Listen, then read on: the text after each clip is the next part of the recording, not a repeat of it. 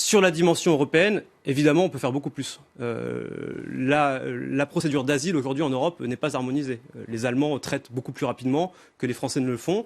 Et donc, il y a tout un tas d'acteurs, des passeurs, des filières qui jouent aussi de ces disparités sur le continent européen. Et donc, il faut que nous arrivions à une forme d'asile européen qui soit harmonisée. Il faut que l'échange d'informations se fasse mieux entre les États membres. Je pense que le système de Dublin ne fonctionne pas correctement. Dublin, c'est de l'égoïsme national pur, puisque ça renvoie à des États qui sont en frontière externe de l'Union la quasi-totalité de la pression migratoire. Le système de Dublin tel qu'il fonctionne aujourd'hui n'est donc pas satisfaisant.